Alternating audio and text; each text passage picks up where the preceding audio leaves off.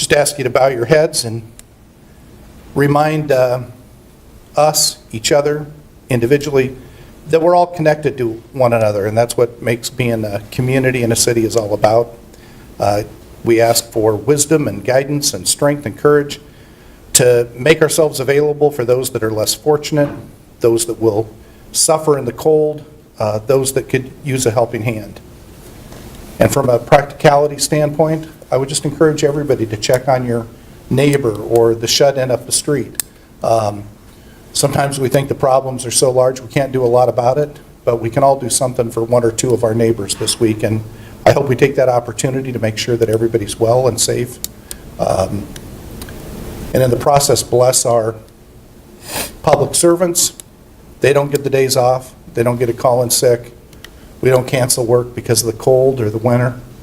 They're still at work and doing some of the toughest work. So we ask blessings on all those that serve our city and that work 24/7 to make sure that we're safe and well. Thank you.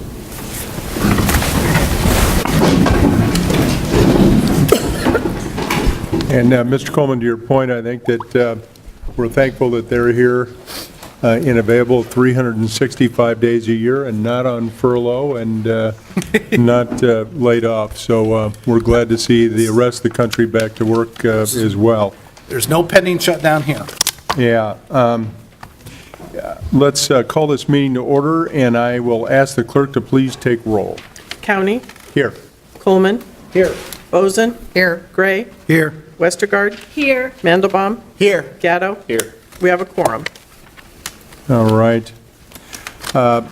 Ms. Coleman, before we approve the agenda, I just want to mention to you, I think it is important that this time of year, usually we do a review of our direct reports, and I think that this year we'll sort of convene maybe our at-large members and sort of lay out the process, and then bring in all our other council members as well, and as we lay out the process. So I would ask you to convene that and kind of let us know when we'll have our meeting, and we ought to do it pretty soon. I'd love to. I know all of us want to be a part of a process, and we'll make sure that everybody's included.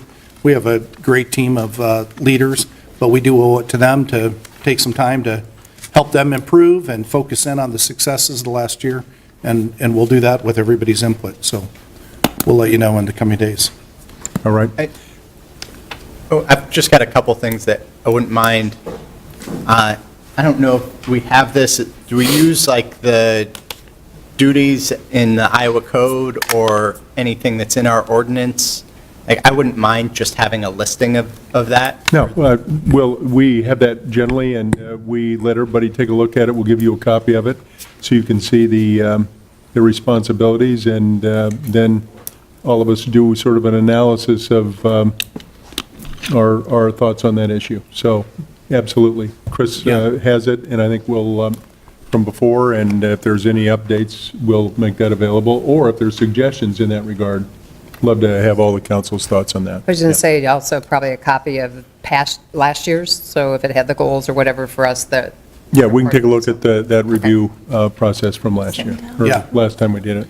Yeah, there's a public document, and I think we did it a little over a year ago, so it was probably November of last year. So we'll get that to you.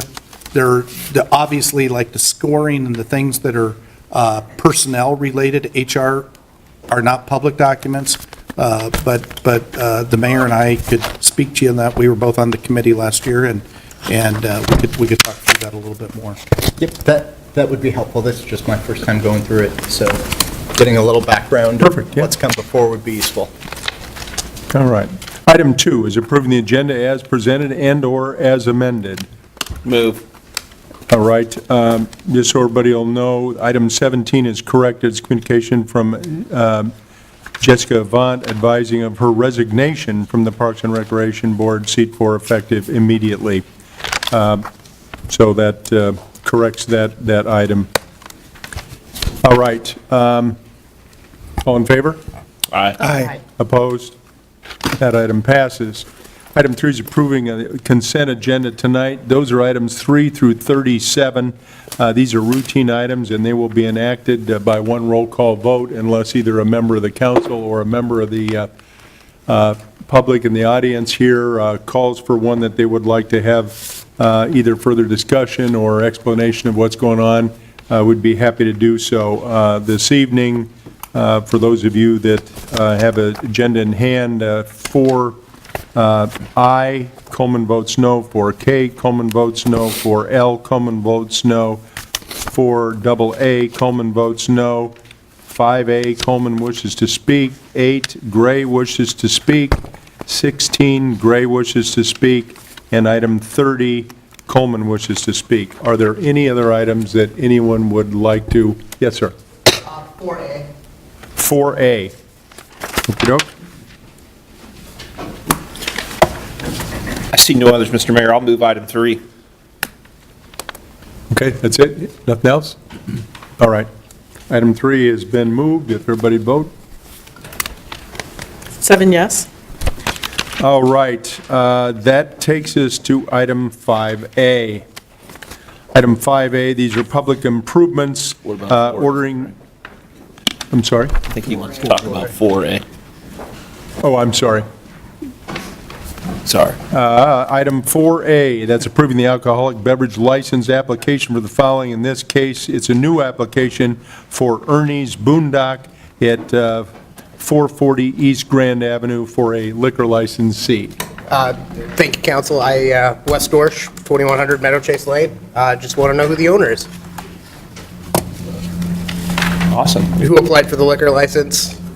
You want to know? Oh, I thought Yes. you were. No, I just want to find out who it is. Okay. Okay. Mr. Attorney, what would be the appropriate way to go through that? Well, I'm not sure if the police have that information right here. We can either provide that after you vote, or if it's needed, it's not part of the council packet, as far as I can see, So so. No, it's not. can I ask, In the Mr. Mayor, clerk's since it's in my ward, does he have a problem with the? Nope, just wondering who it is. Yeah, we could do that, too. Okay. We could, yeah.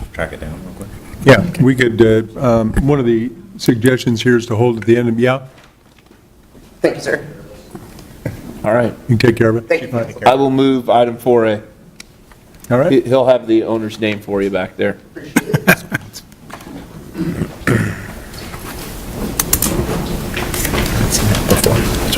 Mr. Coleman? 7 yes. All right.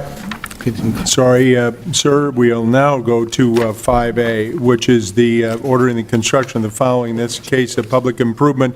A is the Ruan Connector, receiving the bids of 2/12/19, setting a date of hearing of 2/25, and the engineering estimate is $2,500,000. Council Communication Number 19-045. Mr. Coleman. This is the much-talked-about project on the south side under Fluor. This is something that's been widely talked about. I think in my time on the council, we first started talking about trying to do something like this 15 years ago, probably. The one family that's never given up on the idea is the Ruans, and I just wanted to thank them and express our appreciation.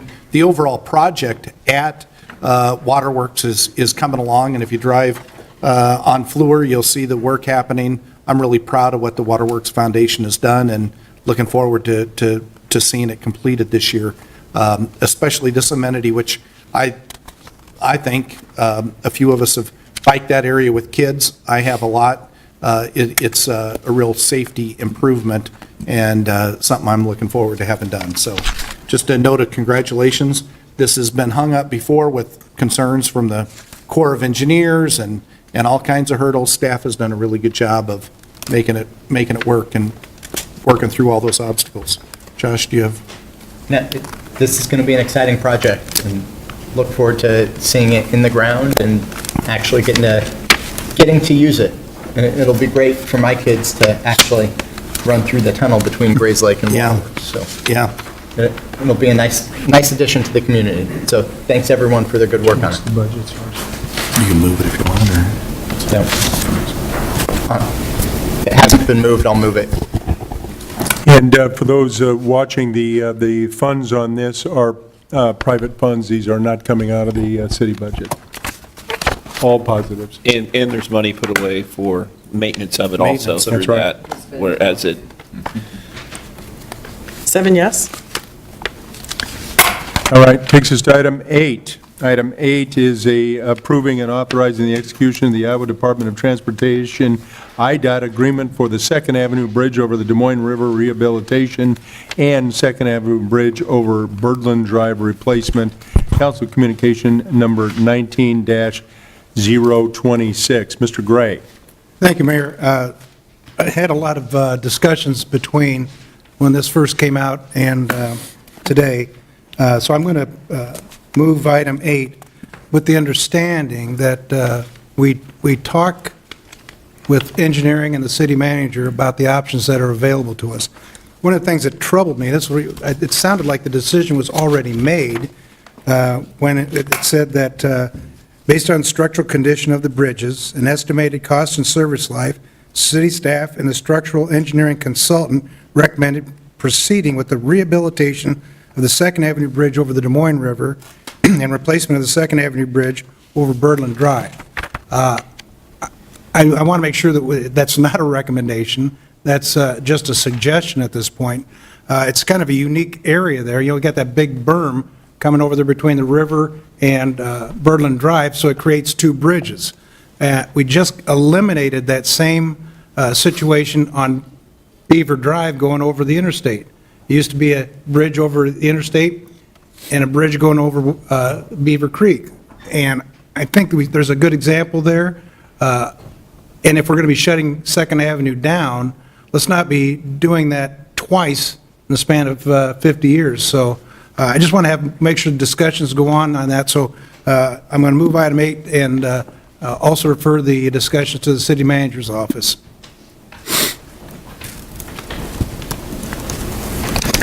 All right. Any other discussion? Seeing none, Mr. Coleman? I'm sorry. 7 yes. All right. Next item is item 16 under land and property transactions. 16 is an authorization to proceed with the acquisition of necessary property interests for the 47th Street and Holcomb Avenue reconstruction project. Council Communication number 19-039. Mr. Gray. Thank you, Mayor. I'm glad to see we've got this on the fast track to get things moving. 47th Holcomb was hit awfully hard, and we need to address the situation so it doesn't happen again. I know Jenny's here, and she's going to have a few statements to make, but the most important thing is that we take care. This is a 31-acre drainage pit right there that goes right to 47th and Holcomb, and we haven't addressed it in my time here on the council, and I'm glad to see that engineering has stepped it up and moved it up to the 2019 construction season. So I'm going to be able to move item 16, but I think, Jenny, you wanted to make a statement?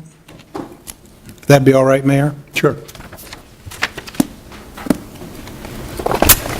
Mayor, City Council, Jenny Kleiss, 2505 47th Street.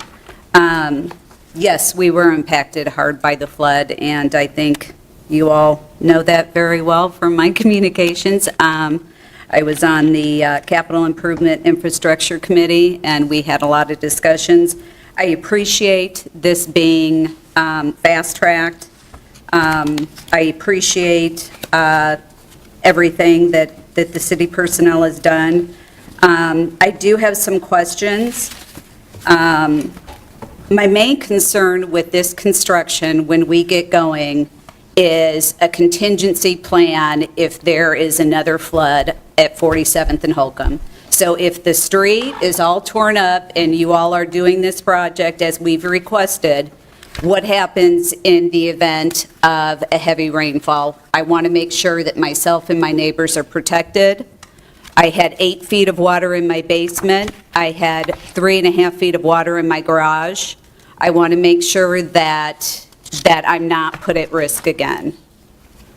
So I just want to make sure we have some contingency plan in place somewhere in this process. I also had some questions, I think, for engineering. I want to know how far back these easements are going to go. Are they in fact easements, or are they, it said somewhere in here, gift, negotiation, or eminent domain? So I'd like that issue to be addressed. I understand there's going to be, as of now, we have a neighborhood meeting set for February 26th to kind of have the input of the neighbors. I understand that this is going to go to bid in May, and construction start date of July. And I'd also like to know, I want that confirmed.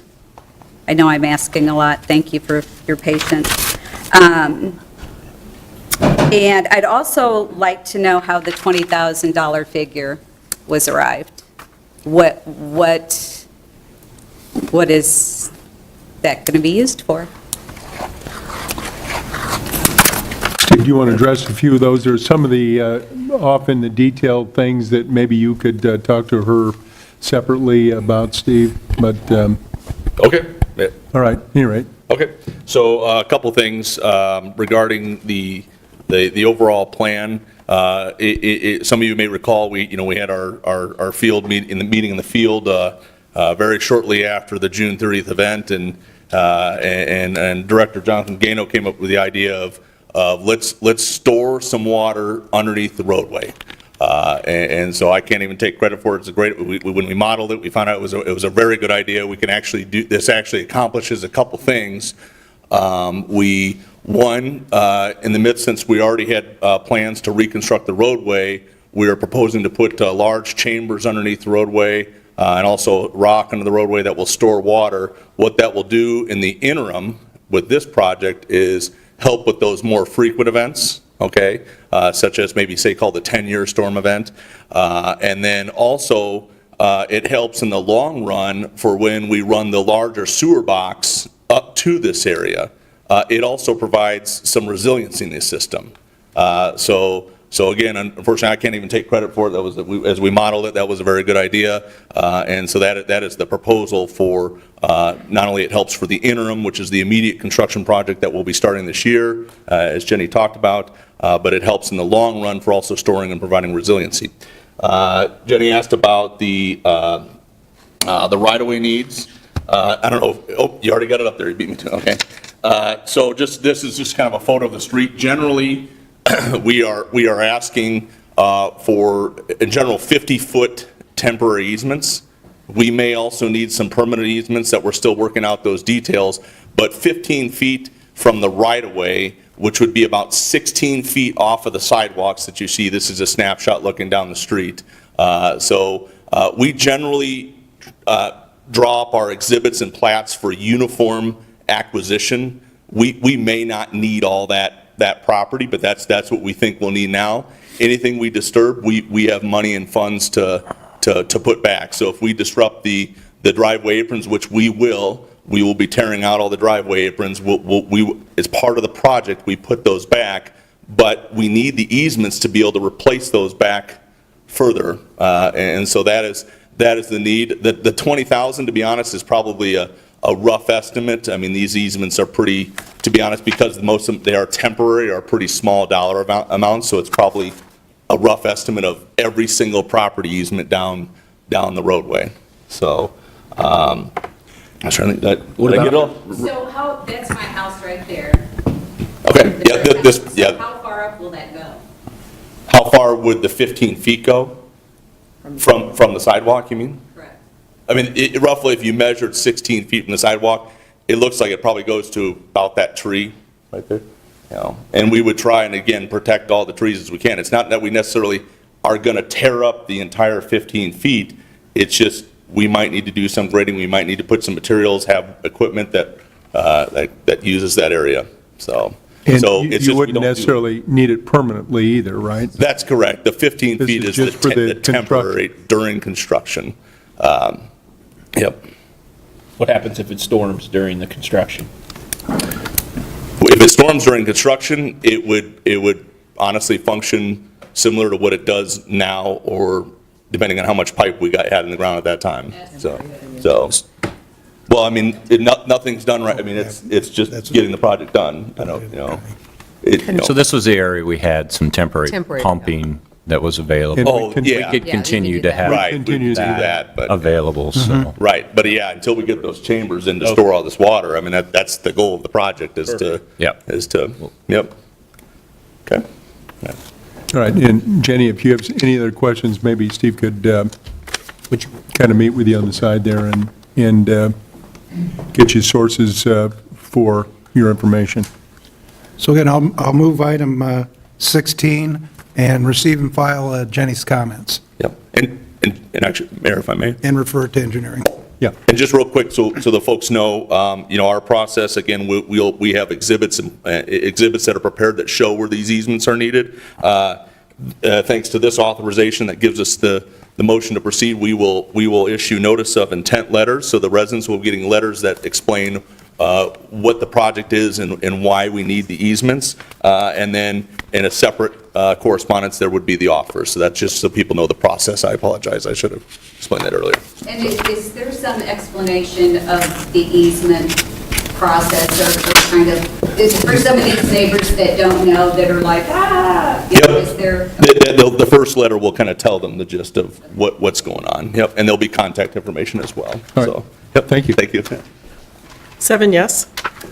All right, takes us to item 30. Item 30 is accepting a proposal of Conventions, Sports, and Leisure International for consultant services to conduct an expansion feasibility study of the James W. County Soccer Park, Council Communication number 19-030.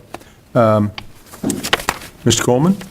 Just another quick note, we're looking out a ways, and certainly there's a lot of things that need to fall into place for this, but the county soccer park has been one of the remarkable stories in the, couple decades I've watched the city. Not only has it been, an all-star place that our kids can be proud of and families to play, there's nowhere better in the country, hands down. And we would continue to hold high-level tournaments there, except we're not big enough anymore. The tournaments keep growing in size, and the CVB, you guys know I serve on that board, has been turned down from invitations to bid on some of the bigger things that we were hosting routinely for a while. And so, thinking about how to make this a great place in the future is really important. We think this is different than a lot of our other projects, because all we do is we think about paying for this out of one budget, and we focus in on that. But I'd remind you that the county soccer park and the accompanied baseball fields, they're a revenue generator for the city net. The amount of hotel rooms that are generated from this facility is astounding for the tournaments and the families that come to town. We roll out the red carpet for them with a great facility, but they pay hotel motel.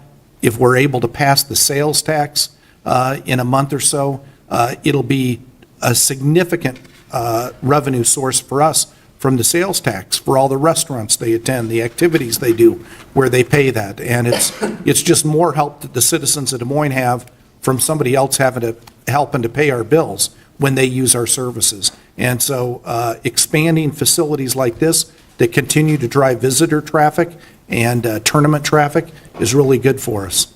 And that's all, skipping over the fact that this wouldn't be an amazing place without Jim and Patty County and their families' commitment to both those facilities. It's really amazing. So I'm really excited about this. If you wondered why we haven't, read in the newspaper and on TV about why these national tournaments haven't been coming, quite frankly, we're just not big enough anymore.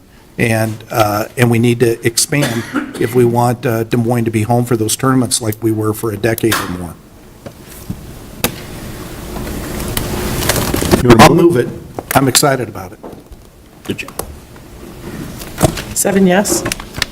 All right, let's quickly, item 38, that ends the consent agenda. Item 38 is approving an agreement with the Des Moines Association of Professional Firefighters, Local Number 4, through June 30 of 2021, Council Communication 19-027. Mayor, if I could just briefly. Yep.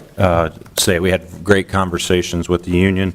They continue to work well with us and the items throughout their contract. There's always tweaks that need to be made, so I really appreciate the ability to sit down with them and work through those. Sir. Mayor, Council, Joe Van Hollen, Des Moines Professional Firefighters, President of Local 4.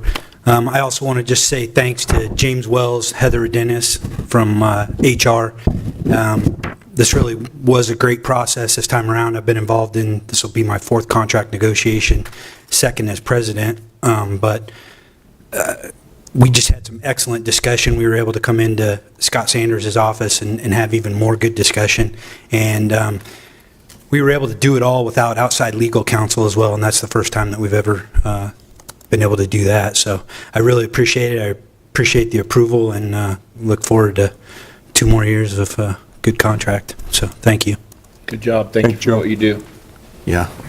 I'll move approval unless someone has anything else. This is a good one. Good job. Well done, Joe. Well done, Scott. Yep. James, everybody. 7 yes. All right, it's 5 o'clock. Let's note that we open our hearings. First item is item 41. It's on the vacation of a portion of the Bridle Row right-of-way north of and adjoining 1501 Woodland Avenue and a conveyance to Hoyt Sherman Plan Foundation, $3,175. A is the first consideration of the ordinance above, and B is the final consideration of the ordinance above. The waiver is requested by the applicant and requires 6 votes. We'll open the hearing and see if there's anybody here that would like to speak on this item. Seeing none, any discussion or a motion? Well, I will move item 41A and B. There's exciting stuff going on at Hoyt Sherman, and this is a small piece of that, but this helps make that possible, as well as, I think, probably improve some of the traffic issues that those folks on Bridle Row experience. So it's the proverbial win-win, and it's nice to see. So glad to see this moving forward.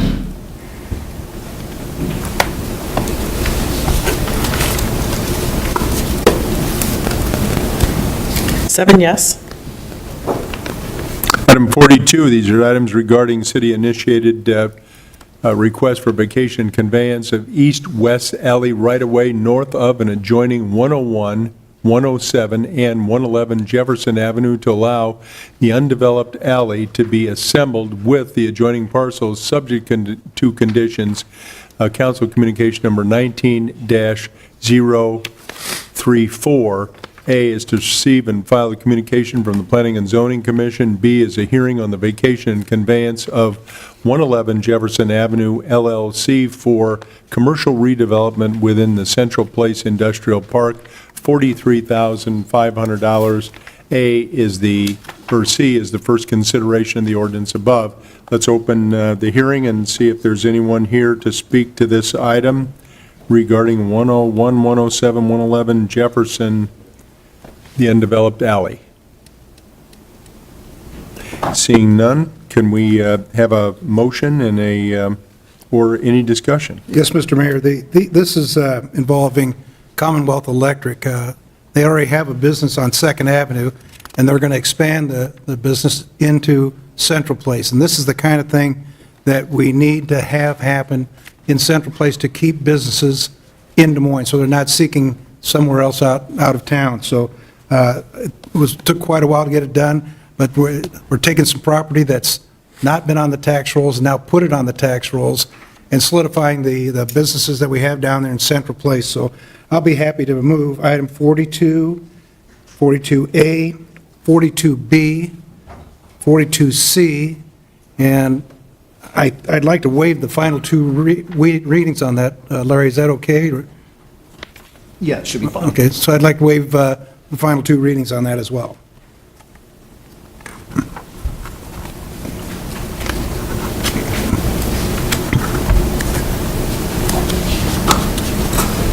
7 yes. Item 43, these are items regarding property at 1145 and 1147 24th Street, Mulva Hill Farms, Inc.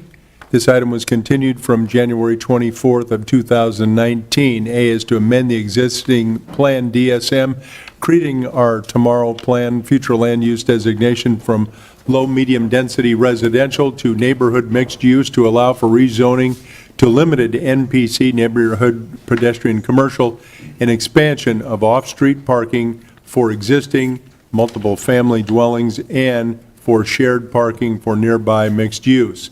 B is a hearing on the rezoning the property from R160 low-density residential to NPC, neighborhood pedestrian commercial. C is the first consideration of the ordinance above, and D is the final consideration of the ordinance above. The waiver is requested by the applicant and will require 6 votes. Let's go ahead and open the hearing. Anybody here to speak on this? Hi, I'm Robert of Mulvihill. I own the properties in question, and I was requesting the zoning change. All right. What's your address, Robert? My home address is in Cumming, Iowa. Okay.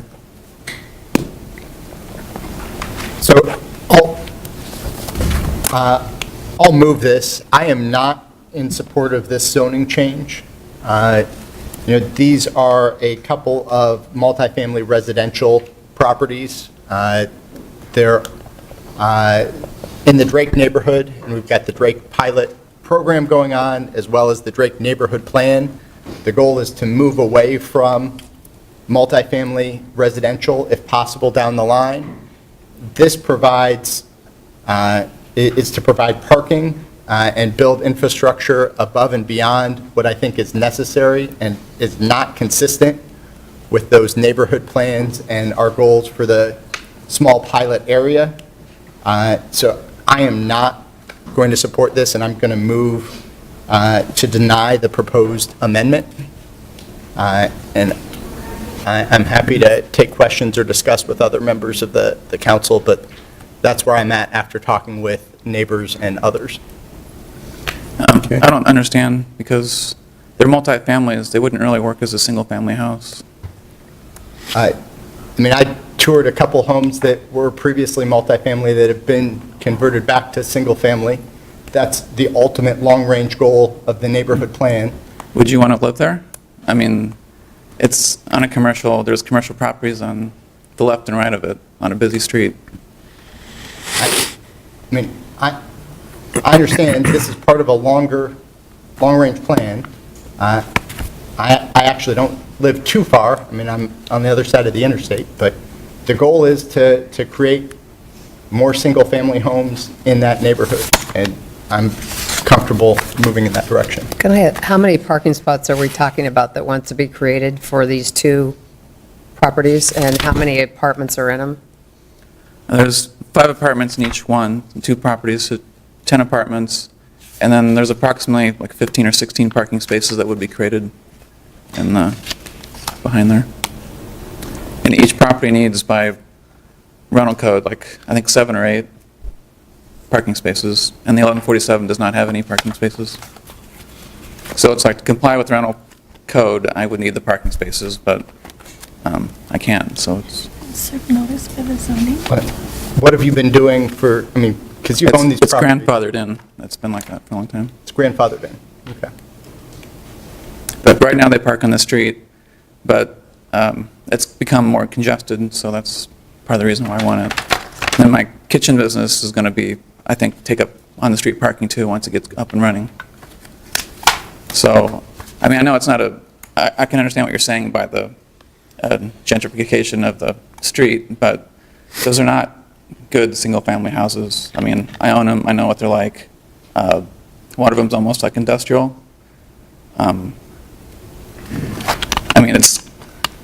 It doesn't make sense to me.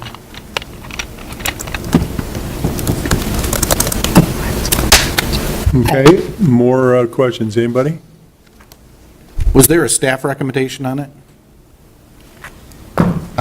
Planning and zoning. What did P&Z, Planning and zoning approved, so part of why we had continued this is because I had asked questions about whether they consulted about the consistency of the Drake neighborhood plan, and the two had not really been communicating. And since that was not part of the process, when I went back and talked with folks there, to me, it was clear that this is not the right fit. Because I've talked to them, and they're in favor of the kitchen business, and that would need Did they parking. come and speak against it at P and Z too? No, they did not. They were not. So can I just ask, is the parking for the kitchen business or for the apartments? Because you don't have to get any more parking for the apartments. You're already grandfathered in, correct? Correct. Right, it's for all three. I mean, having them the same zoning, then they can be kind of a mixed-use parking. So right now, if zoning stays the way it is, the kitchen can't use the parking lot, There is no correct? parking. There is no Right. No parking. parking lot. So is the kitchen for like food trucks and things like that? Is that what you intend to using it for? Yeah, that's part of it. So that's what the parking lot's for, to have the food trucks pull up to there? Yeah, that's part of the use. Otherwise, I mean, caterers will use it, people that do meal prep would use it. I mean, there's a lot of uses for it. And I've done the kitchen building just on my own, and I haven't really asked for money from Polk County or anybody, unlike my competitors. And it's going to be good for the community itself, but if it's really good for the community, then you're going to see the congestion in 24th Street.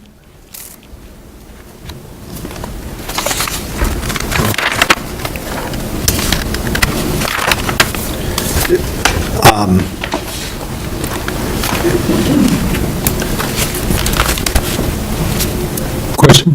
I'm just looking at a map of it, kind of looking at the satellite. In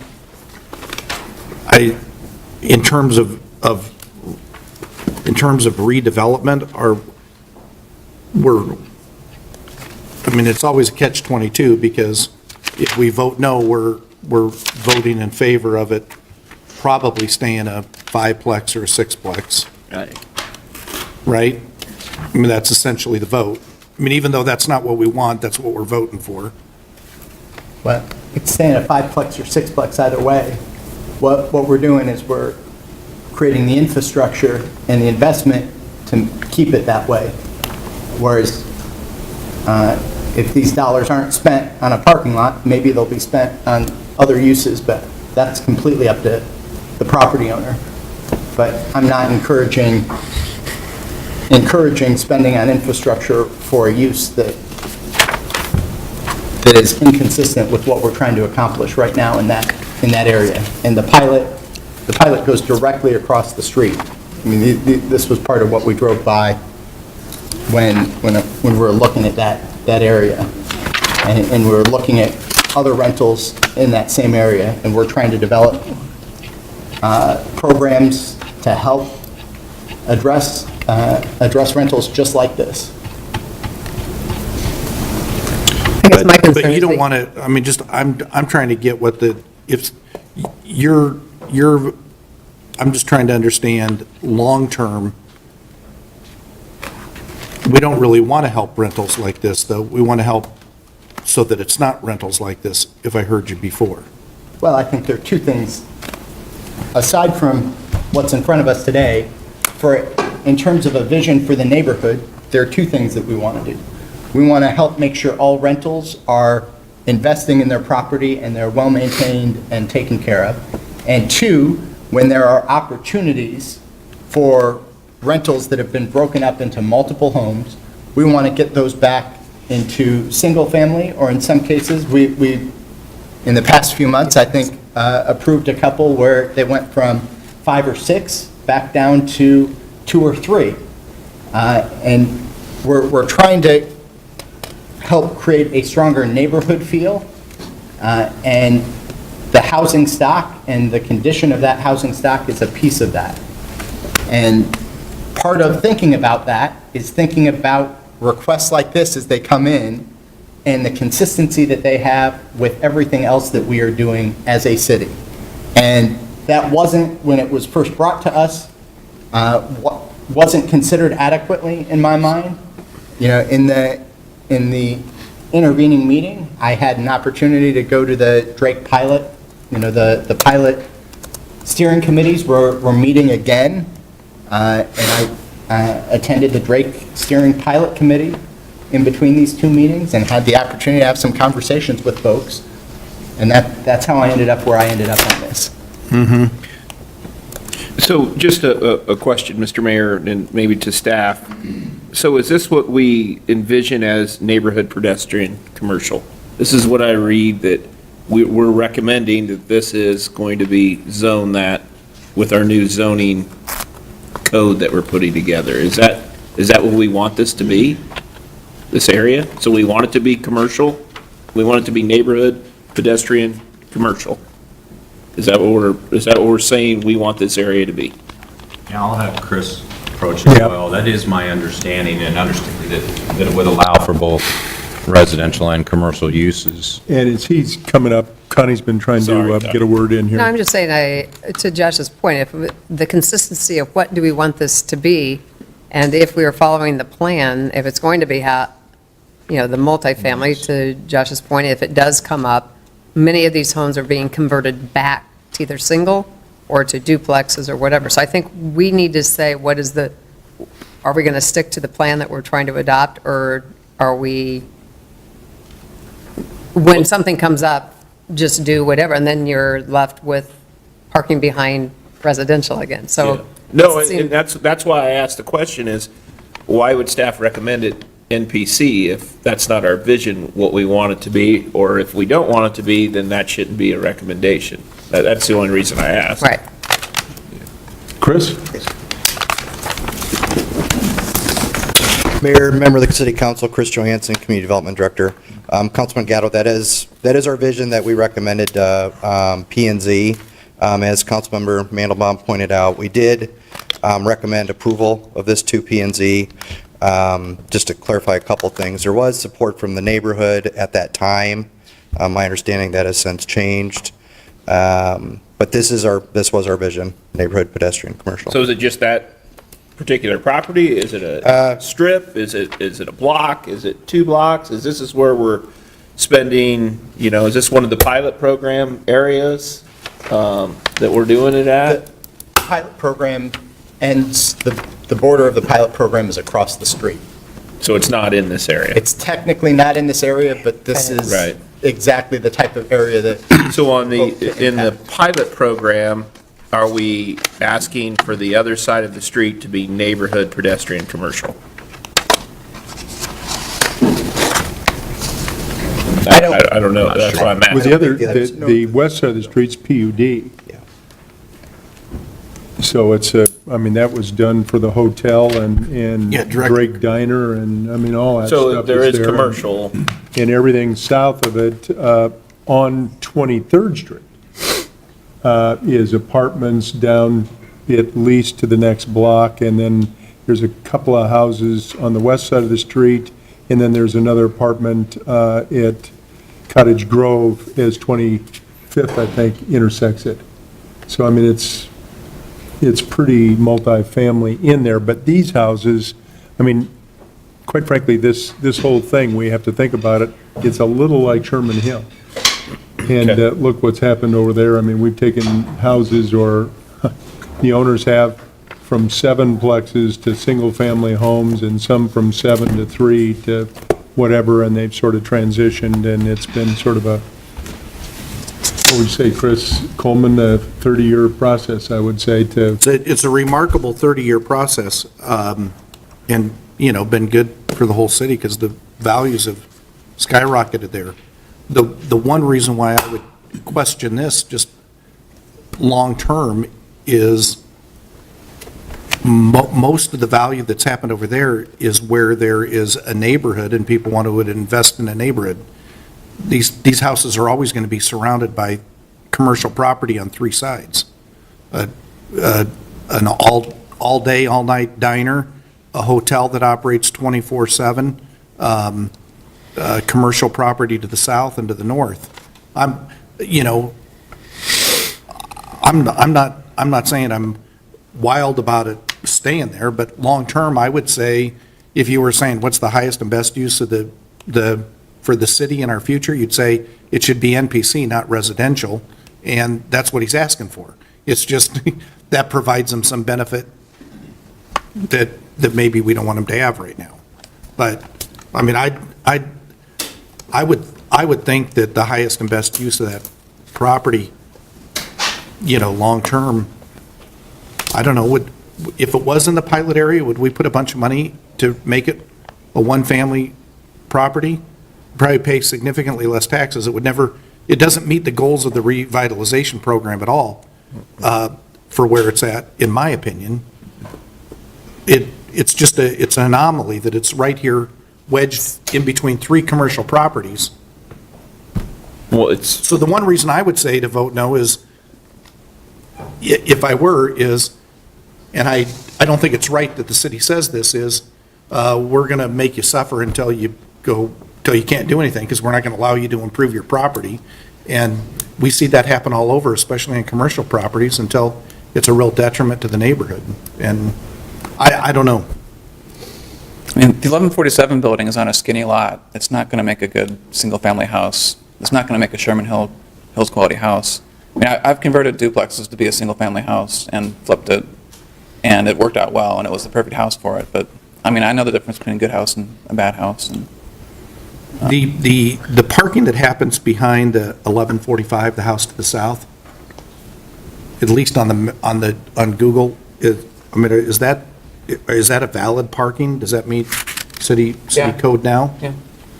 With all the setbacks and everything? Or is it grandfathered in? Setbacks from where, the alley, or? Wherever, does it have all the landscaping and everything? No. It would be grandfathered. So it's grandfathered in? Oh, I assume so, I'll never check. Okay. Is it paved? It's not even paved, is it? Well, it was paved, but it could use resurfacing. Yeah. You were talking about the alley? The 1145 parking lot? Okay. In the back. How do you access that parking lot? Through the alley, you go What I thought. where Peninsula used to be. Thank you. So if we were to allow him to do this, would he have to bring the landscaping and pave the lot and do everything to bring it into compliance? And it would not be grandfathered anymore? I would think so. I would think you would have to pave the lot, is that correct, Yeah. Chris? Save the lot, yeah. And so the only way to get in and out is in the alley? So the food trucks will be going up and down the alley?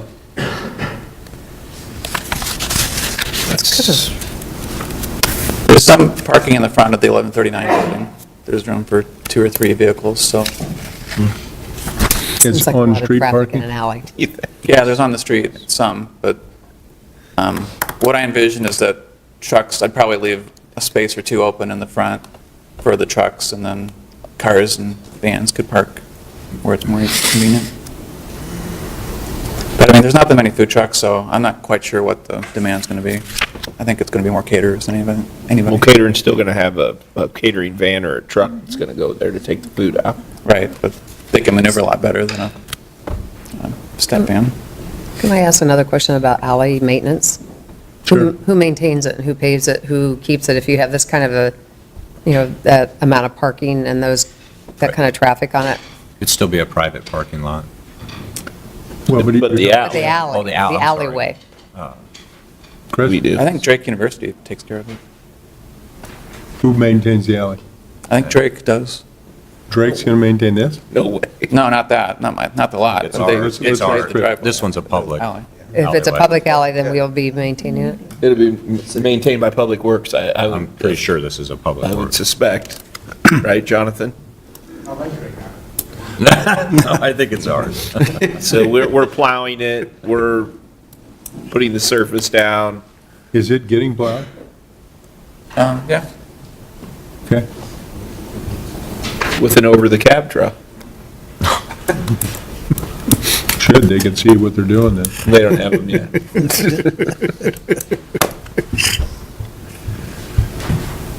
All right, any more questions? Mr. Mulvihill?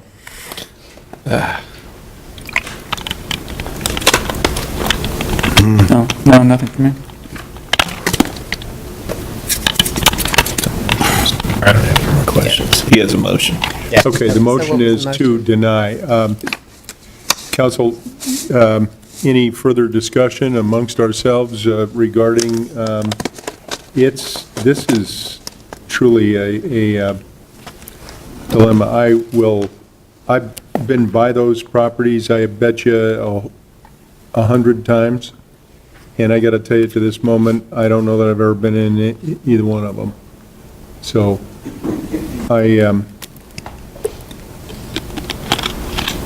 this is a tough one. It's a tough one for me, too. Is there, I know you have a motion on the floor. And I think because of the revitalization plan and all that, our view has to evolve a little bit. Is there, rather than turning it down, is there any, is there any, daylight of a third option between not turning it down or amending, putting conditions on it, that if we took 2 more weeks, we could maybe work with the developer to put our community development staff with them? I mean, Isn't it part of it, Josh, that the property is like missing some of the siding and some of the money, some of the neighbors have, isn't that part of it? That you would like to see some of the money be put back into the property and? Well, we can't make that a condition of zoning. I understand we can't, but.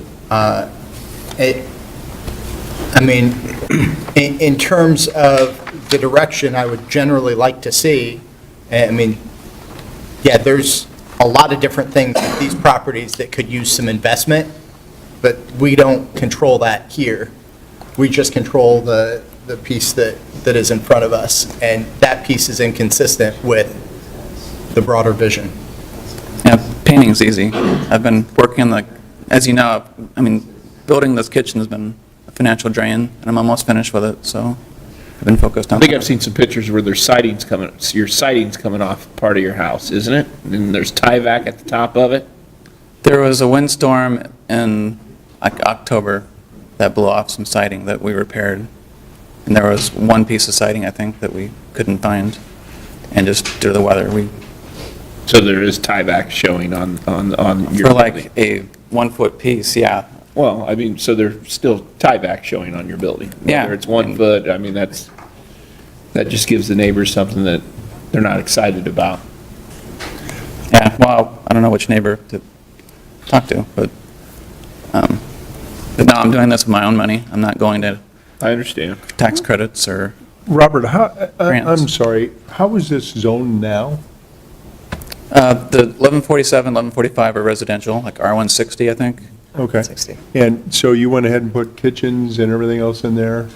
It's a At your own separate building. expense? The 1139 is There's NPC, and I put that Their in my own property expense. There's a property directly south I see that. of those That's two NPC. that he's built a business at. And the neighborhood is quite happy with that. With that business. It's a great idea. It's a great concept, so. Is the kitchen in a residential? No, it's in a commercial zone? building. It's zoned commercial. So it's zone NPC, right, where he put his kitchen in? Is that right, Mr. Mayor? Is that where I'm? Zone commercial. Yeah. That's in zone NPC, but the two that I think he's looking for, right? To put the parking lot in. To put the parking, Yeah, what are we because, doing? yeah, the kitchen building takes up most of the lot. There isn't much space left, so I'll I see that. To relieve on-street parking. The parking is essentially for the commercial. That's the bottom line. The residential has been making do for a number of years, and it's the same residential use. What's different is the commercial use. That's another piece that I think kind of rubbed some of us the wrong way, is that wasn't clear in the way it was presented to planning and zoning, and it wasn't clear in the way it was presented to the neighborhood. So the two pieces that are crosshatched, that's the ones that you're looking to get rezoned to NPC also? And that you want to accommodate the uses that are already in there? So you've already converted it? Converted which property? Is this just for parking purposes in the back? Yeah. What are you going to do with the other two structures? They'll still be, I mean, I'm just adding Are parking. going to be I'm not changing- fiveplexes or fourplexes, or what are they? Yeah, I'm not changing the uses of the properties at all. There'll still be fiveplexes. All right, but to Josh's point, it'd be a little tough to, at some moment, take it back to be a residential, single-family, for instance, because... Yeah, that's what I keep saying, because they're not. Because you're going to have it, essentially, it sounds like be parking for your NBC. Is that right? No, it's parking for both. It's kind of overflow parking for the kitchen as needed. I mean, I passed the requirements for the kitchen parking, so I'm renting a few spaces from Holiday Inn and figuring the on-street, so I have that covered. But if I have overflow parking from that, it would be nice to have extra parking that I can borrow from the fiveplexes. But, so it's kind of a combination benefit. So do we want it to be restored to R160? Is that what we really want? Is that why we're voting against it? That we want these properties to R160? Is that what you would, that's your vision? You want his houses to stop being NPC and be R160? Is that? That doesn't make any sense. Is that what we're looking to do, or no? They're already residential, is my understanding. But you want them to stay They that are way, and you ready. want them to stay zoned as is? For the time being, certainly. Okay. I mean, that's your... And that the neighborhood, in spite of the fact that the map that's in front of us shows nobody against it and two for it, that we've had further conversation with the neighborhood to discover that they now are against it. Folks I've talked to have some concern. Yeah. No, I can imagine. Puts us in a bit of dilemma that they didn't have the concerns earlier. Or they're not here. They're not here. Here's my question. If we deny it, he goes on and he has 2 duplexes that may or may not be a priority for him, because we know that he's focusing on his kitchens. But if we change the zoning, then he loses his grandfather rights, and he has to, no, you're saying no? No, he would Why- retain the grandfather rights. The zoning is to allow for the parking for those structures. Currently, in the residential, you cannot have the paved parking. So this allows them to do the parking, which will serve both the 4 or 5-plexes and the commercial business next door. What does he need to be grandfathered for then? If he's, I mean, He he's doesn't. grandfathered because he... Basically, if there's a denial, the uses of the 2 houses would remain the same as grandfathered rights. Right. But he just would not have the ability to put paved parking in Okay. on the properties. But if we allow to do what he wants to do, then he no longer has grandfather rights. Those duplexes have to have off-street parking. Because we would make anybody else that has a duplex have off-street parking. So wouldn't we say, okay, now you have to get your cars off the street? Well, if and that you were have to made be- part of the conditions of the zoning, you could perhaps do that. But that's not currently part of the conditions of the zoning. So he would, in order to get the approval, he'd agree that all the parking for those units would be off-street. But that would have to be, if that's the case, that would have to be continued to a further meeting, because if he would agree to that condition, it needs to be signed as part of a rezoning agreement before the close of the hearing. Because it just sounds to me like if we change it, we haven't got anything other than he gets to have a parking lot that he says is going to be for the duplexes, but it's really for his business. So we haven't improved the neighborhood by getting any cars off the street. And I think that's what most people object to with so much multifamily housing, is that it takes up all the parking on the streets. Yeah, right now, all you have is an intended use stated by the applicant, that he would use the parking as a mix for the residential and the commercial. What you don't have is an absolute agreement that off-street parking for the residents will be, that that'll be maintained for use for the residences. I mean, I would think if we allowed him to do it, all grandfather rights would have to go away. Get those cars off the street into the parking lot. Well, in terms of that use, however, the grandfather right as to the ability to have a 4 or 5-plex would remain.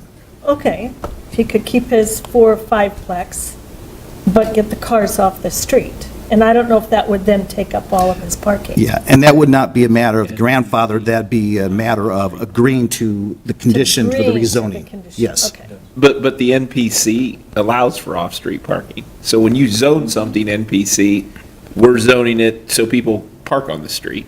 I mean, that's the vision of neighborhood pedestrian. I mean, that's the goal, that's the vision when we zone it to something like that. It's not to get all the cars into the, which, yeah, I don't, It looks like he had 3, 4 cars in front. It's sort of interesting that it's R160, which I would guess when it was originally envisioned, R160 would never have allowed a 5-plex in there in the first place. Probably not going to vote today. So the conversion just happened. Prove it today. Yeah, well, more than likely, it was that use, at the time, we then rezoned it, we probably downzoned at one point to an R160, but I don't have the precise history, but that's likely what had happened. I would guess this whole neighborhood was R160. Because you go all the way down to Cottage Grove and everything else, it's single-family homes, and of course, some of those are bigger down around that park. I guess I don't understand what the concerns are, and what's your biggest concern? I mean, is it the curb appeal issue? Is it the off-street parking, or, I mean, I guess I'm surprised it's controversial a little bit, because it seems pretty straightforward to me. I mean, I feel like I'm benefiting the community. well, I think you didn't do yourself by- any favor by not making it straightforward at the very beginning, I think is what I heard Councilman Mandelbaum say, that it wasn't real straightforward, that you said, hey, I want this parking lot for my commercial use. You never really came out and said that until probably today. So you haven't been straightforward, and where you maybe should have been more straightforward and said, look, I'm building this kitchen and I need more parking right I here. thought that kind of went with the application. I mean, how do you want me to present it to make you understand that? No, I'm asking you a question. What is it? I don't think you were upfront and forthcoming with the information that you were going to use this for parking for the kitchen at the very beginning. I think you slid through it, using it as a residential and then maybe a little commercial mixed in there. But this is clearly not for any residential, because you already have. That's your opinion. That's. Well, you already have enough parking for your residential. You've already. No, I don't. I grandfathered explained that 1147 has no off-street parking. Okay. The lot is most of the building's most of the lot. I mean, I don't know how many times you want me to tell it to you. I got you. Is there some, can I just ask, is there some concern too, I go back to the alleyway, that much traffic going in and out? I mean, is that a concern? I mean, typically when we do a commercial, I mean, we make people get a traffic study, we make people do all kinds of things. I mean, we're going to allow you to put a commercial parking lot in the middle of a residential area that there's, you're going to have plenty of commercial use out of it, and we're going to use an alley to let you do it. And you don't have to do any of the requirements that other businesses have had to do when they open up a business like you're going to do. So, I mean, I don't know how staff could, I don't know.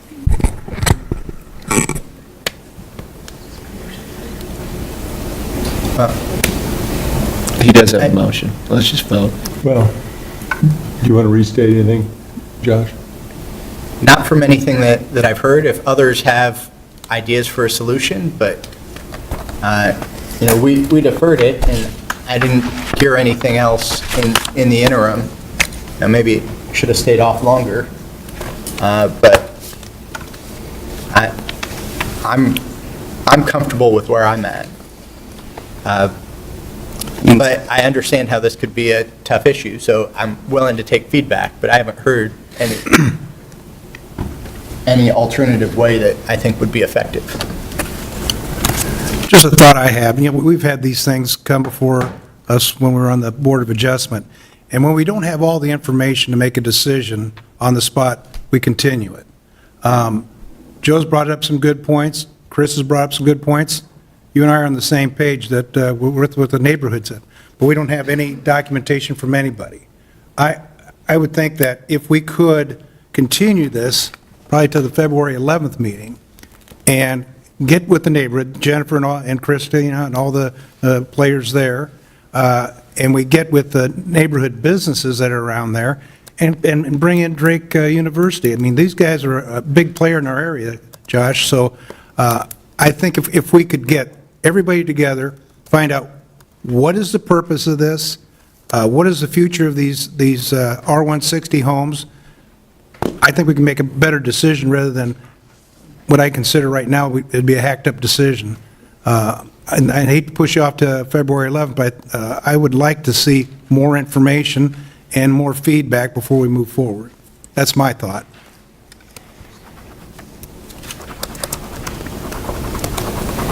Well, I've heard a lot of apprehension from folks.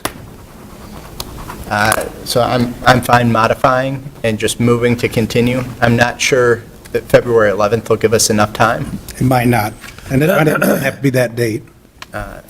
But at least move it to February 11th and maybe the 25th, the last meeting in February.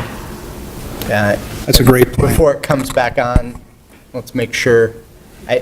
I'd be curious about the traffic study pieces in particular,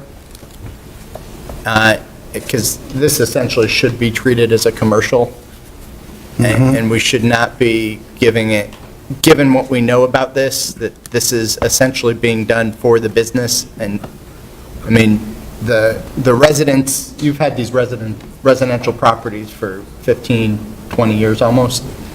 Yeah. And the parking situation's been the same. They've been broken up at 5 units the whole time. Well, and there was a driveway until like 2016 for 1147 that I did not own, but Drake people parked there. And then when that was removed, it wasn't a big deal because ROTC was still in the Drake building, and that didn't really take up much off-street parking. But, you know, like one of my tenants has their rearview mirror smashed, you know, from parking on the street. And, I mean, it's just, I would like to provide it as, but, I mean, you think that, I mean, and that's just a mixed use. I thought it was a good idea. I just think they get the complete story and the history, how long, to your point, they've been fiveplexes for a long time, and there wasn't a big issue on the parking if it is commercial. So I would agree with what Mr. Mandelbaum has brought up, that we review it again and get really all the details. Yeah. But to your point, I think it'd be a little tough to get as much as we need by the 11th. I think that we ought to think 25th. My closing thought is this. One of the guys that used to sit here, Rick Clark, would often challenge me by doing the reverse. You know, in this case, the question would be, if it was zoned NPC right now, would we zone it back in that location to R160? And that's something we'd probably not do, but, you know, so to me, neither one fits perfectly for a long-term vision for that area. And I think that we have to find some way to approach it where it works for the neighborhood and you know, for the neighborhood 20 to 30 years from now, too. And the zoning is probably, in my opinion, and I think this is what Linda and Connie were getting at, the zoning probably is one of the, you know, is really just the vehicle to get us to what we want in terms of an improvement to the area and using the city resources effectively, whether it's street parking or how we use the alley. So if we are going to defer, which I support, I think there can be a kind of a breakthrough idea that we don't have now, and we can still find his business and his 2 properties a way to succeed.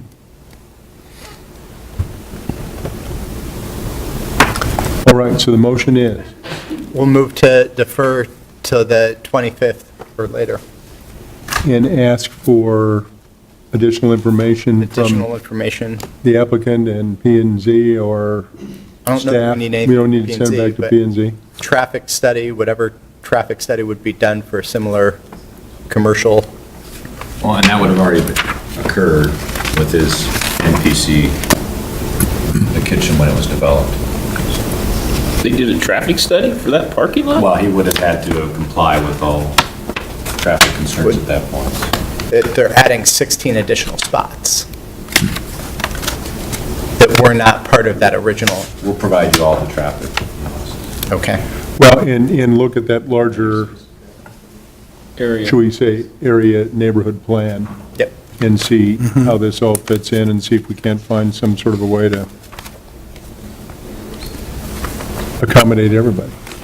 Sure.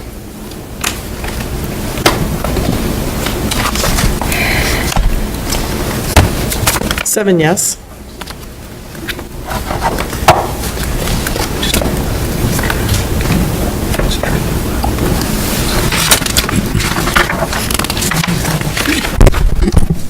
All right, that takes us to item 44, which is on a request from NJREC, Inc., owner to rezone property at 938 12th Street from M1 Light Industrial to Limited NPC Neighborhood Pedestrian Commercial to allow the property to be redeveloped with 14 row townhome dwellings.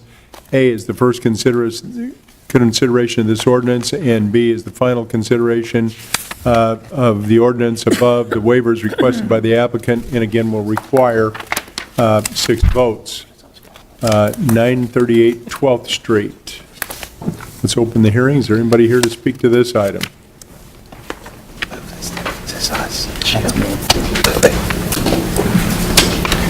Mayor, members of the council, Eric Cannon, 2727 Southwest Snyder Boulevard, here on behalf of Snyder and Associates Consulting Engineer, and JREC Inc. is the owner. This is the continuation of the City View project.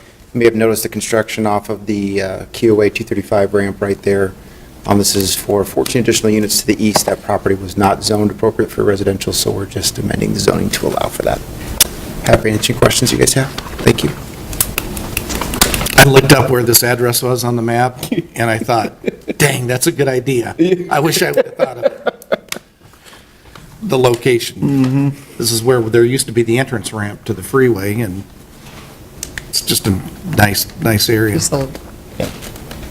Yeah, should be a good project. I'll move item 44A and B.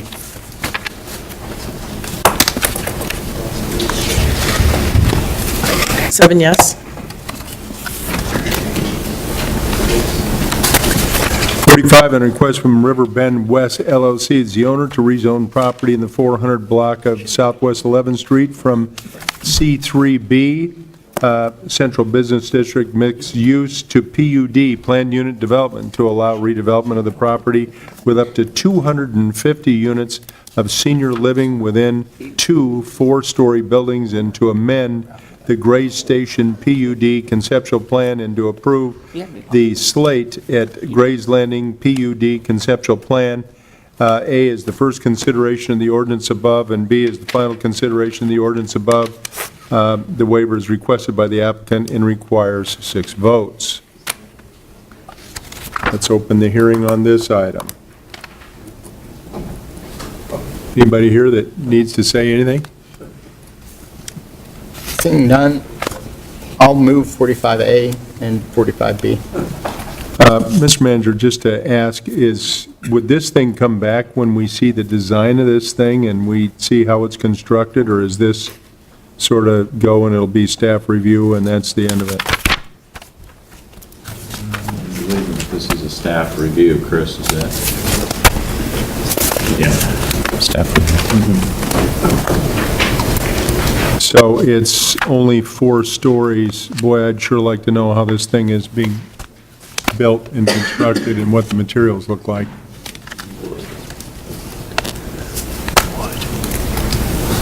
And it's not brick and steel.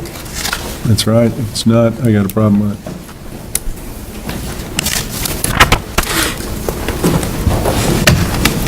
All right, we got some voting in progress.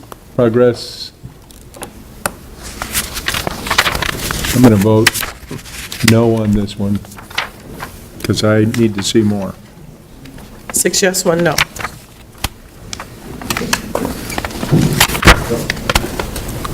Hope as we move a lot of these forward, we kind of get an idea, especially where they're building, to get an idea of how they're building. Having been a You were down there. long-term occupant down there, I know what it can look like down there. Why don't we just require them to put steel and concrete? Well, especially on the first story. Any rate, item 46, on a request from J.S. Baker Properties LLC, owner to rezone property at 2800 East University Avenue from limited C2 general retail and highway-oriented commercial to revised limited C2 to allow the retention of a driveway access to an overhead door on the north side of the principal building. A is the first consideration of the ordinance above. B is the final consideration of the ordinance above. The waiver is requested by the applicant and requires 6 votes. Let's open the hearing on this one.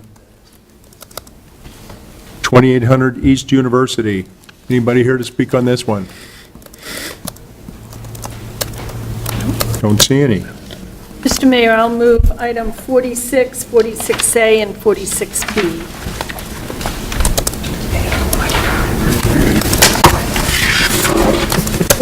Ms. Coleman?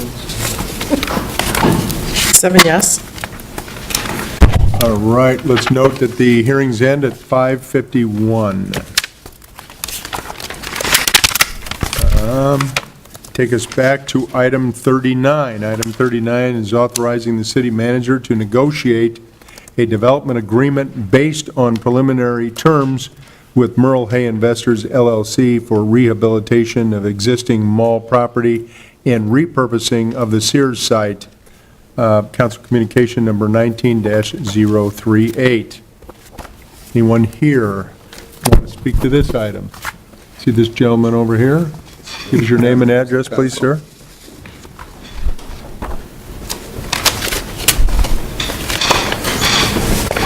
Mr. Mayor, members of the City Council, William Lillis, 317 6th Avenue, along with Daniel Manning, representing Merle Hay.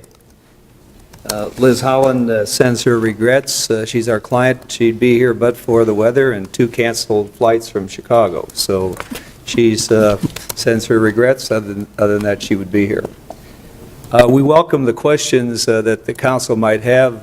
The drawing, of course, the geography lesson, so to speak, a lot of Merle Hay is in the city of Des Moines, and roughly a third of Merle Hay Mall is in the city of Urbandale. The staff we worked with for probably 6 to 9 months. It's had a lot of discussion. We, on behalf of Merle Hay, thank the staff and council members and you, Mr. Mayor, and everyone for the help that Merle Hay has had in the past, and we think the proof is proverbially in the pudding. In the 10-year period of time when Merle Hay first asked for some TIF help, almost 10 years plus, 2008, and then amendment when the Flicks Theater went in. So this is a request. Needs no introduction that the issues at Merle Hay with the closing of Sears and the closing of Yonkers, Liz, if she were here, would say she never could have imagined, nor could her grandfather who built the mall in 1959, that you'd have 2 major stores within a very, very short period of time close. Welcome the question that the council might have. We think it's a pretty straightforward request. And we would urge, of course, these would be terms of agreement with the development agreement to follow. So it's really, I don't like to say rewinding the clock, but that's candidly what it is. And the process of getting the TIF payment, we only get the money if, in fact, the process goes forward. So we have plenty of challenges with the acquisition of the Sears site, and hopefully, although it's not in Des Moines, it's sure part of the mall, the acquisition of the Yonkers site. So welcome questions that the council might have. Mayor, Mr. Manager? if I could first, I also want to thank Merle Hay ownership. We have a long history, and they have shown success in being able to produce when it comes to recreating portions of their retail establishment. We do have existing agreements that have worked well. There is that unfortunate situation with the 2 large closings that we need to address, along with some of the inline stores. And so that's why we've had the conversations with the ownership. And again, the success has been greatly seen, not only on property of the mall, but on the adjacent properties as well. Again, that is because of the strong leadership of the ownership of this property. We don't have that sometimes in other areas. So part of the success was clearly the ownership participation with the city. We also have the county willing to participate with this redevelopment as well. So that's why staff has put this in front of you as the proposal. Bill? Yeah, not to my questions, because we've been in meetings, since April or May on this. So these discussions have been very fruitful. I think we're getting to a point where it's going to benefit everybody, every party involved. The thing that we had, the toughest thing to look at was there were so many moving parts. We were looking at different designs, different retailers, different entertainment venues. What's going to fit in? What's going to not? What is the ramifications? So I'll revert back to what the mayor said. Let's start at ground zero. Let's shut the lights off, and what's going to happen? Well, that would be an absolute disaster. We'd end up with 75 acres that would probably go into foreclosure. It would deeply damage all the work that we have done in that Merle Hay Douglas corridor. I don't know how many people have a chance to drive by it. I drive past it every day. And to see the things that have cropped up and improved in there with the TIF that's been in place is phenomenal. It's a testimony that TIF does work. So to shut the place off, we're not going to do that. We got to figure something that's going to work better. We have, boy, I work a lot with the Merle Hay Neighborhood Association, and these people take a lot of pride in that area. And to think that if this thing did go south, what would happen to their property values? More importantly, what would happen to a lot of the people's jobs who were there? Everything's just kept evolving, that we had to do something. And I applaud the county stepping forward first with their loan.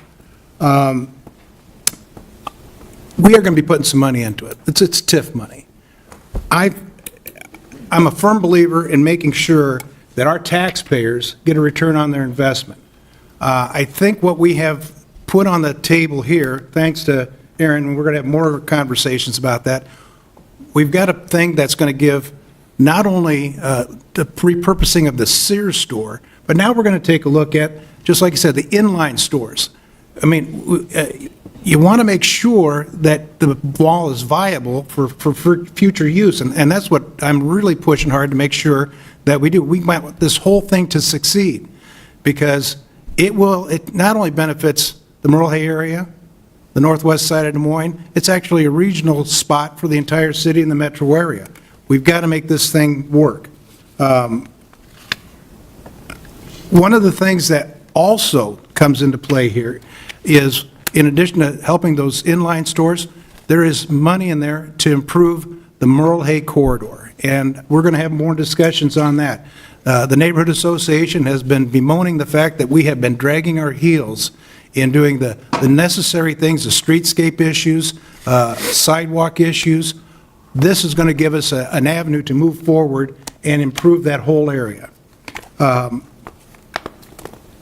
And, like I said, Liz told us this too. Des Moines metro area is not a 3-mall area, it's a 2-mall area. And we've got to make sure that the ones that we have can go forward and make a difference in our community.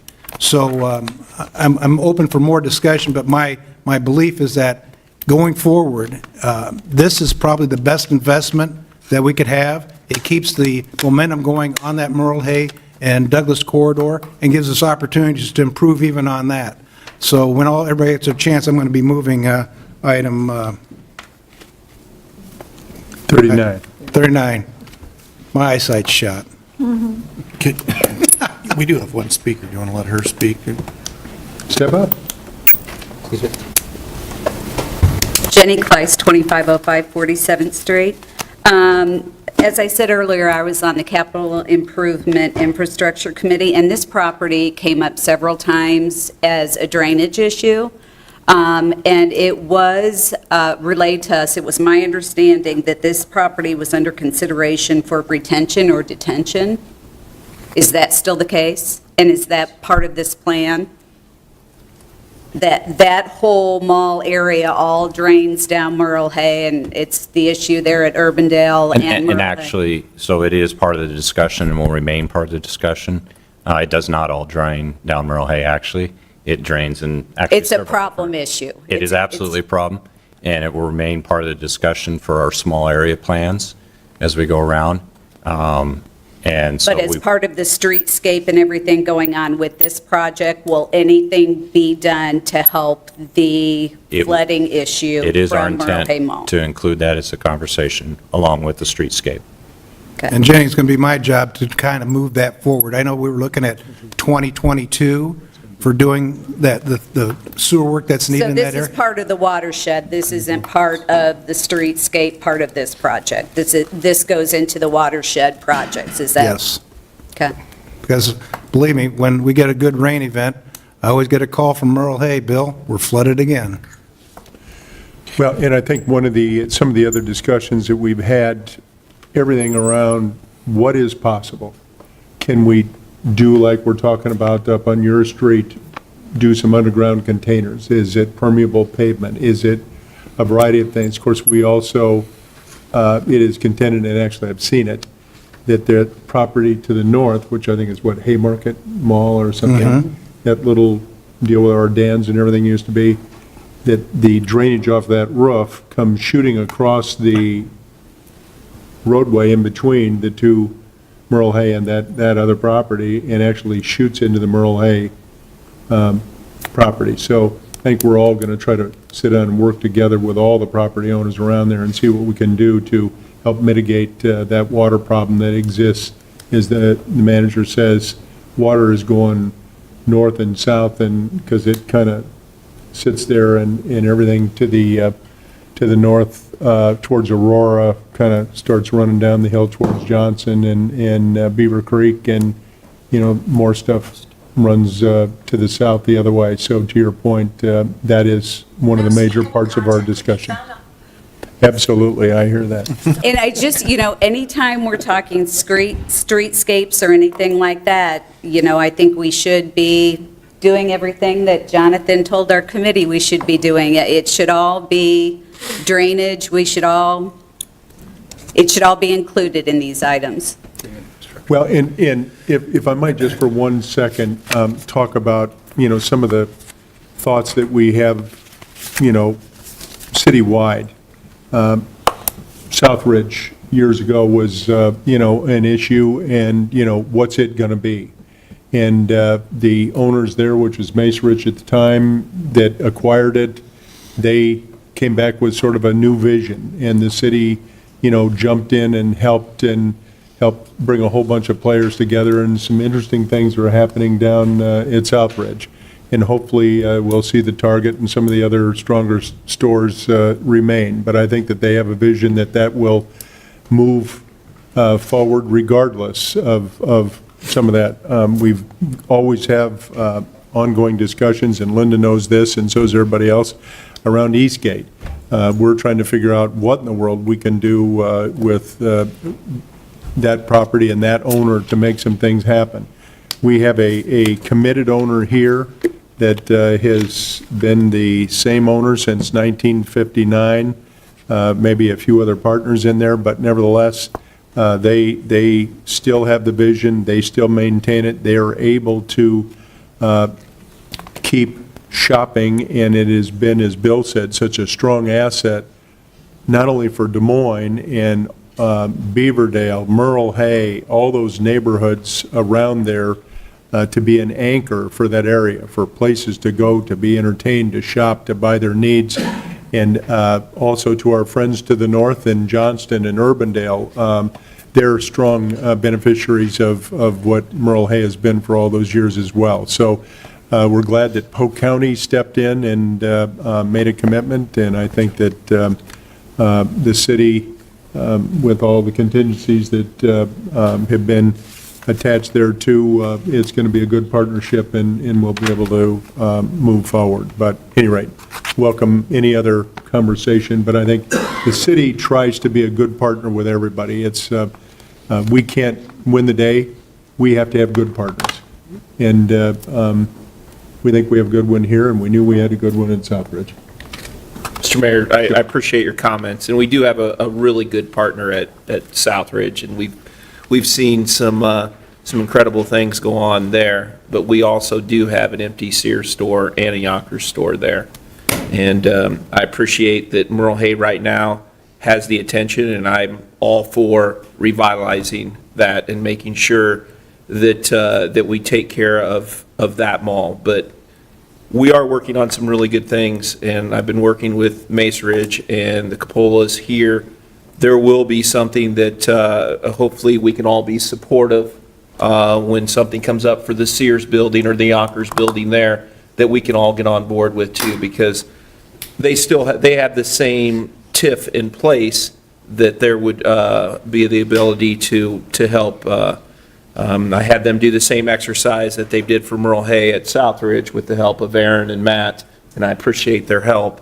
And so I just want to be aware, I'm very supportive of reinvesting back into Merle Hay Mall, but I want everyone to be aware that we have the same issues at Southridge. Now, we don't have anyone to step in, and the Mace Ridge has taken the lump sum of redoing most of the stores and not asking us for that, but there is a Sears store and a Yonkers store empty. But we've had some really good things happen there. We've got a Unity Point that they're going to do a ribbon cutting ceremony. We've got a senior housing unit. We've got another housing unit that's got over 250 units back behind there. We've got the Hy-Vee that did a $5 million renovation there in front. So we did some really good things. It's never going to be the mall that it was, and I think that people have to realize that it's not going to be that way. We have to find other untraditional uses of the mall, and I'm sure that Merle Hay knows that, and I'm sure they're going to find the same thing. I think it's interesting that we are going to, and the only difference with this TIF is there really isn't a project here. We're giving money to where there's not a project, and I'm okay with that, just so long that we're okaying the project after the $1.2 million, so we know what's going to be in the Sears store. And that's the difference with the TIF that we've used at Southridge to this TIF that we're going to use here. There's not a project there. We don't know with what Liz Holland's going to do with the Sears store. But you know what? We're gonna have the ability to say okay to something, or we're gonna have the ability to say nope, we're gonna walk from it. So I like that, and I will support item 39.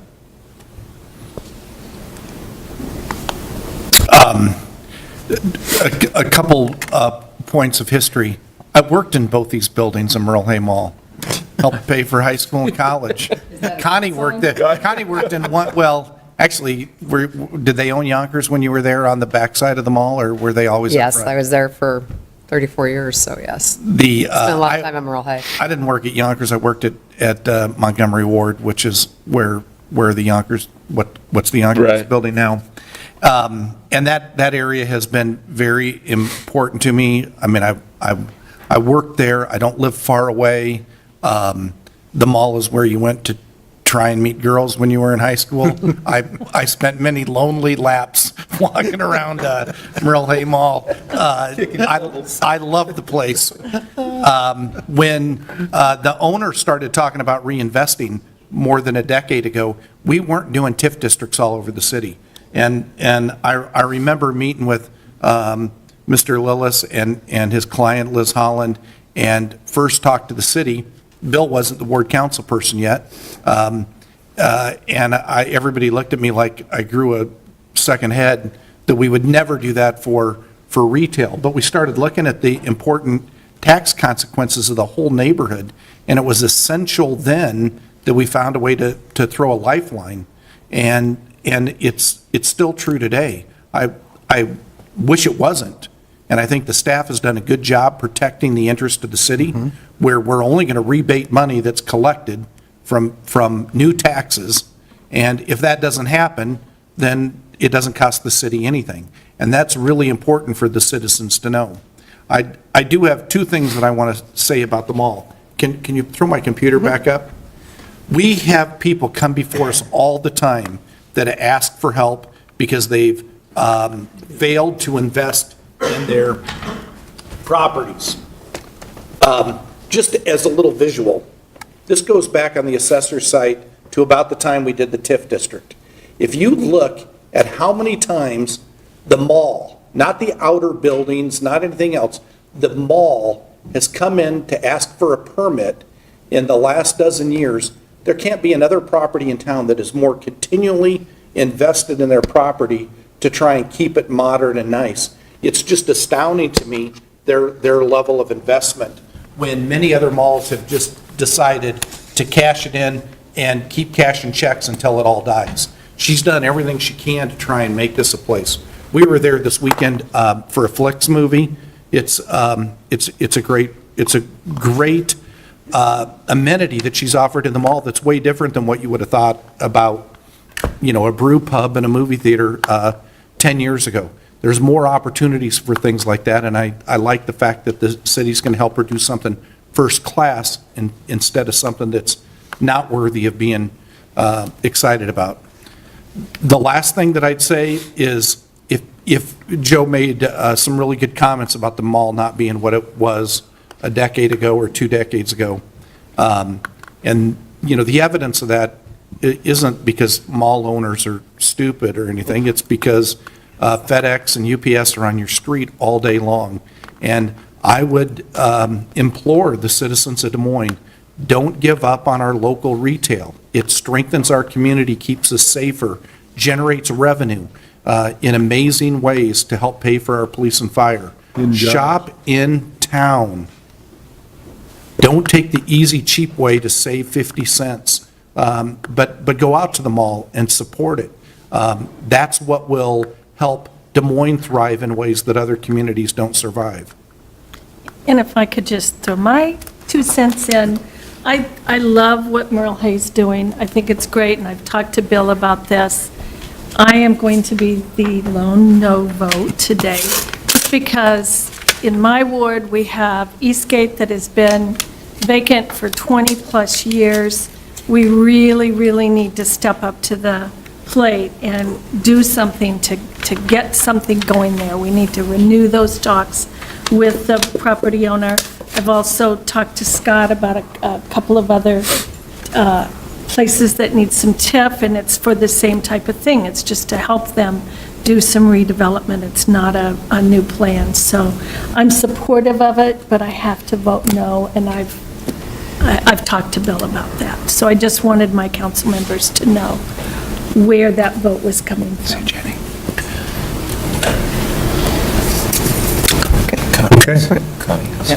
I was going to say, I think having served or been in retail, not served, I guess I kind of served, for that many years, retail has changed, and I do want to applaud the owner of Merle Hay for keeping up with the times. I think she's done more to do updating the mall and understanding the changing dynamics than any mall in the Des Moines area. Jordan Creek is something different because it was brand new, but even them, all of the malls will be having the same issues. So I think she's tried to be creative in different ways, and I like some of the things that she's talking about, maybe adding and retrofitting into a different way, whether it be housing or different things, and really bringing it forward. It is critical to the whole area, and it's critical to our city to have a vibrant mall. I can see the development that's gone on long before I got on this council, all along Douglas. And I think it's been because of what they've been doing in the mall. It gave people, they were confident that they could do their businesses around that corner and do well. So I think I think the things that have been worked out are beneficial to the city in the long run, the additional taxes, and to Chris's point, people need to shop locally. They don't understand what it means to the communities they're in by not supporting the brick and mortar that are here. So I am happy to approve this. So, just a quick question, I'm sorry. I just had a question, Mr. Mayor, and maybe Mr. Lillis or Scott or someone. Part of this mall sits in Urbandale. Where are they at with any type of help? Publicly, I can say that we have been working with Urbandale. To this point, we haven't had any success, if I'm brutally honest about it. We'd urge the council and to urge Urbandale to help, because the Yonkers store, for example, is in Urbandale, the Kohl's store is in Urbandale, and about a third of the land, and then the office building to the north. We have a pending matter with Anawam, you may have read, where we were asking Urbandale to approve a zoning request to allow Anawam to build a facility on a little-used piece of property, but at this point, the best way to say it, we're kind of in a state of flux. And so we're asking, because we really simply need the help of Urbandale. I've told that to the mayor, to several of the council members, and so I think your mayor has, and maybe a couple of council members have asked Urbandale to help. We simply need the help of Urbandale. That's the line is like literally right there. I would say they benefit just as much as Des Moines does, their residents. I'm sure they have folks working there. I'm sure they do. use that mall. It's a shame that they wouldn't participate in some type of help for Merle Hay. If Liz were here, she will continue to ask Urbandale, as will we, to see what they can do, because to draw that magic line and have two stores, neither of which she owns, the Yonkers store or the Kohl's store, and incidentally, she doesn't own the Sears store, but she's certainly wanting to buy the Sears store. That's critical. And she does not have a open checkbook, and if she were here, she'd tell you the same thing I'm going to say, is that she has made a commitment to the county, to the city, that she's not going to proceed with redevelopment of the Sears store, or likewise, same commitment with the Yonkers store, until she does have something in the works to deal with. Thank you. So I think I'm the only one who hasn't said something, so I'm not going to try and repeat what everyone else has said, but I do think some of the reimagining of what these spaces can be and should be for the community is a really important part of this process. The piece thinking about affordable housing and that piece of it, which is part of what you're talking about with Urbandale, is an important piece. One of the things that is a piece of, or at least was in the blue letter, is Drake Head Start is looking at coming to the mall and we desperately need more early childhood services, and this can contribute to that. So there's a lot in the reimagining of this mall and the reinvestment that I think is positive and will be good for the community. There are two pieces that I know staff has been talking about, but I just want to make sure that there is a commitment and understanding that they'll be addressed going forward. One is DART access for the facility. I know there have been ongoing discussions about DART access. In the past, there's been DART access here, and my understanding is that there's a commitment to come up with a short-term solution and hopefully a long-term solution, but the short-term would be, I think, by this summer, to provide access somewhere on the mall site, and in whatever the final agreement is that will be, because that's coming back to us, right?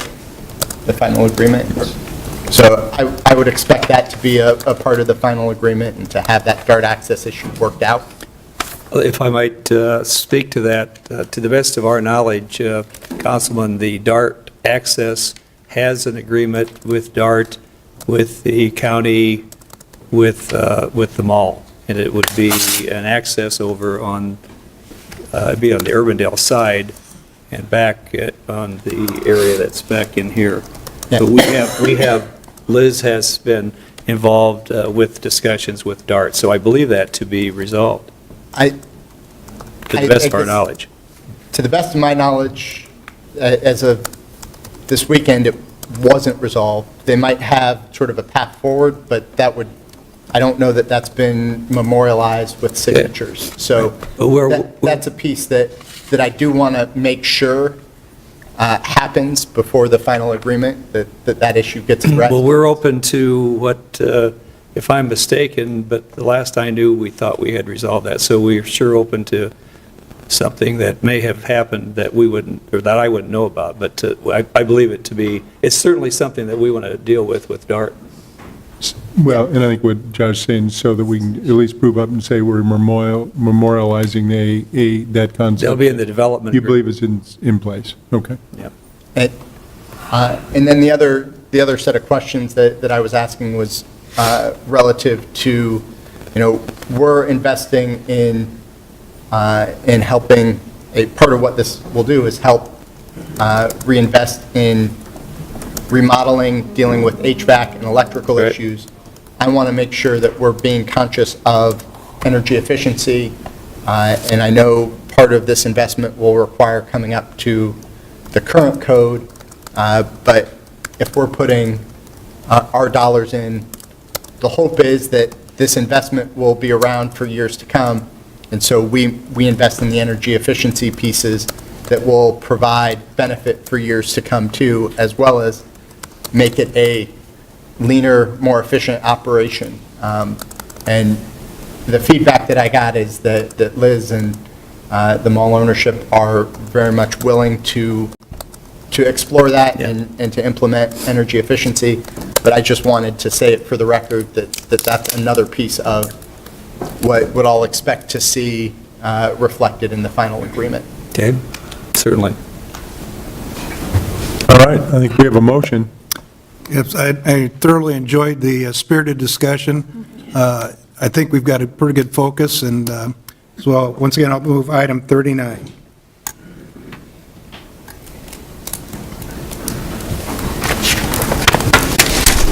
Six yes, one no. Thank you very much.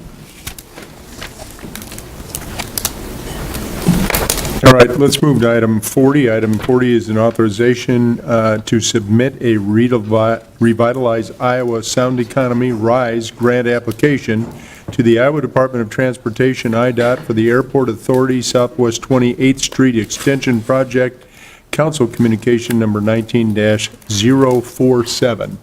Is there anybody here to speak to this item? Seeing none? Is there a motion? Yeah, I'll move item 40.